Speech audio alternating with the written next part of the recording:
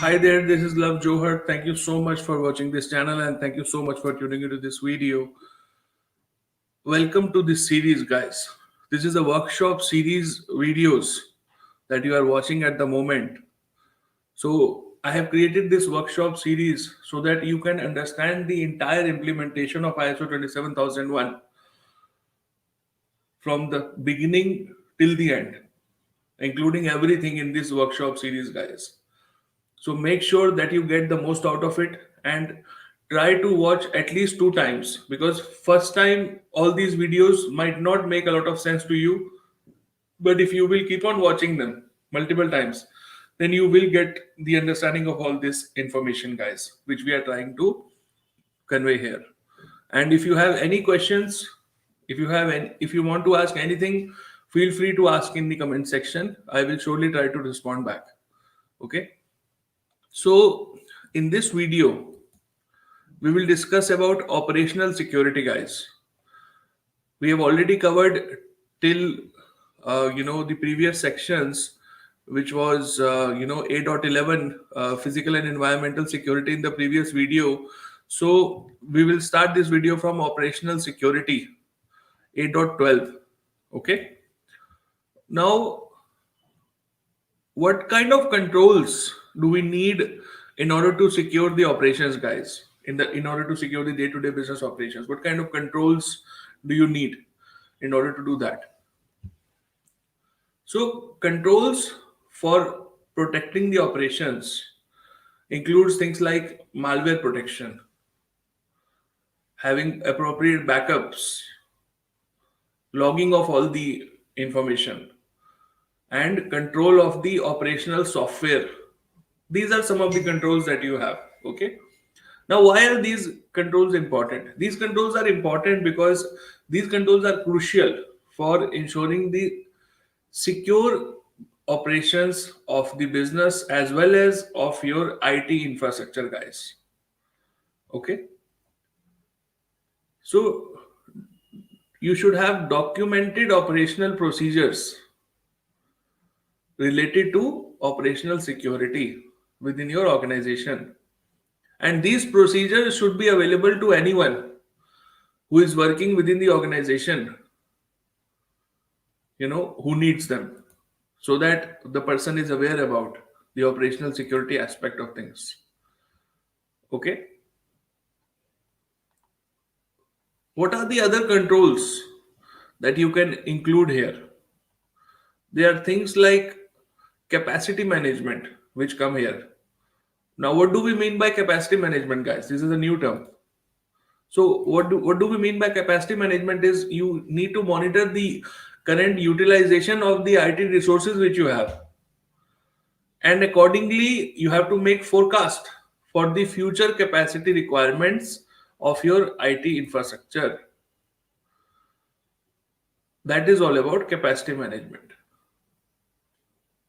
Second is separation of development and testing and operational environments, guys. You should separate the testing and development from the production environment. Very important, guys. Okay. Why do you do that? You do that because the development and testing of new softwares, new applications, and systems should be separate from the business operations, guys, from the business production environment. To avoid any issues, guys, to avoid any risks, to avoid any potential problems, because you are creating a new software, you are developing a new software. There might be issues, there might be bugs, there might be a lot of different, things that you have to work upon. So that's why you need to keep them separate, guys. Now we discussed about controls for malware. What kind of controls we need to implement against malware, guys? Number one is installation of antivirus software, guys. Number two is prohibiting the usage of unauthorized softwares within your organization. If they are not licensed, you should not use them. Blacklisting of malicious websites within your organization. Some of the controls against malware. We also discussed about establishing a backup policy, guys. Now, how to establish a backup policy? Implementing regular testing of the backups Whether you are actually verifying the backups by restoring them or not is very important if you want to establish a backup policy in place. What all should the backup policy contain? It should include the identification of data. What all information are you trying to back up? What all data is there? Which type of data is there? Are you backing up softwares? Are you backing up the entire systems? What all data is there? What is the frequency of these backups? What is the periodicity? Where are you storing these backups? All these things will come in the backup policy, guys. Next comes logging and monitoring, guys. Why is logging and monitoring important? Very important, logging and monitoring, guys. Because logs from various events that you have should be kept, and all these logs should be regularly reviewed and appropriately protected as well. That's why logging and monitoring is very important. How are you installing the softwares on the production systems, on the operational systems which you have? How are you doing that? Who is performing the installations of these applications and softwares? Are you testing those softwares in the testing environment first? Are you making sure that only stable versions are being installed for those softwares? Do you have appropriate rollback plans in case of issues? Are some of the things that you have to discuss here. How are you managing your technical vulnerabilities? Have you assigned a person for technical vulnerabilities within your organization who is managing them? Are you monitoring all the assets for technical vulnerabilities? Are you taking appropriate actions to deal with the vulnerabilities based upon their criticality and the level of risk which they introduce? All these things you have to understand in this section. Last but not the least, under A.12 is change management, guys, because in operations, when we talk about operational security, change management plays a crucial role. Okay. So we have also discussed change management in the previous videos as well, but here also change management plays a vital role. Why? Because it is one of the important controls which is covered in this section. So if you have any questions, go back and watch the previous videos. We have already discussed in detail about change management, guys. No need to go through all this stuff again and again. Okay. Now coming to the next section of Annex A, which is communications security, guys.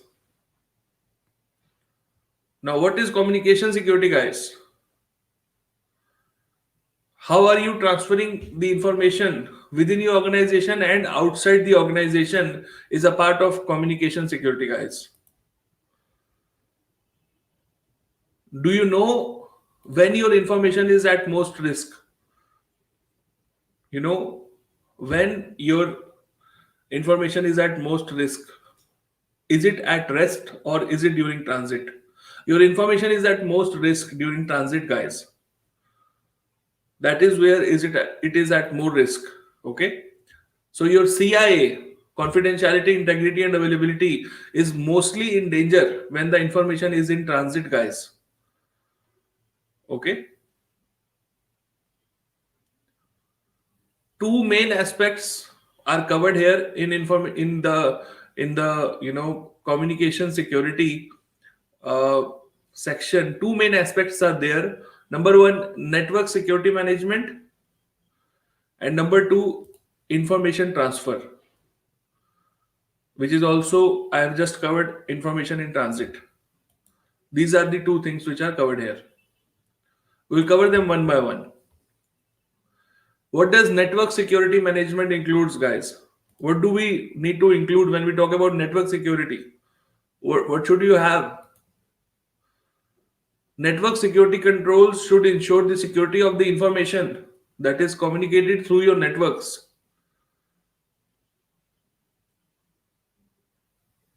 Do you have appropriate authentication systems within your network so that only authorized people get access to those networks? Do you have network service agreements defined? Do you have procedures? Do you have implemented firewalls, intrusion detection systems, intrusion prevention systems in order to safeguard your networks? Okay. How are you performing the monitoring and performance of your network? How are you doing that? Do you have monitoring systems in place like Orion Solar Winds and a lot of different, monitoring systems are there in place? Do you have them? Okay. Do you have different types of networks, which I just discussed in the previous, Annex A section? There should be a segregation in the networks, guys. Network segregation is very important. To manage network security, your network should be segregated. The production network should be separate from the testing and system development, network system where you are testing the new software, where you are, developing new software. It should be different altogether from the production guys. Okay. Segregation in networks is very important to manage the network security. Okay. Do you have appropriate segregation or not? So this is about network. Now coming to the second aspect of communication security, which is about information transfer. What are the controls that we have to understand from information transfer point of view, guys? Number one, establishing information transfer policies and procedures. Now, how can information transfer happen, guys? How can information be transferred? So information transfer can happen through different channels, guys. Try to understand this. There can be different channels for transferring the information from your organization, as well as taking in information from outside. Number one, emails. Number two, telephones. All these are different channels using which you can actually transfer information. Okay. How these channels are protected, whether your emails are protected or not, whether you have email filtering systems in place. Are you transferring some information within your organization to third parties? Is that information secured? Do you have appropriate formal agreements with the third party suppliers that you have so that they do not convey your information to anyone else? Is your information that you are transferring outside the organization, is it encrypted? In the previous video, we have spoken about cryptography, guys. So you can relate to that. Is the information you are transferring, is the data that you are transferring, is it encrypted? Do you have access controls defined? Do you have responsibilities defined for security incidents in case something happens? All these things, guys. How are you making sure that your electronic information is safe that you are transferring? Do you have electronic signatures with encryption implemented for protecting all the electronic messages that you are sending? All the things are there in the information transfer controls, guys. These are the things that you have to be aware about. Confidentiality and non-disclosure agreements, protection of data using, these agreements. You can get these agreements signed from your employees as well as from third parties, as well as from third party suppliers as well. You can get these agreements signed, guys. So this is how communications security happens. This is the different types of controls which are coming in the communications security, guys. Now, in the next video, we will discuss about system acquisition, development and maintenance 8.14 and supplier relationships 8.15 in the upcoming videos. Thank you so much for tuning in, guys. If you have any questions, feel free to add in the comment section. Thank you so much for watching. Take care. Bye.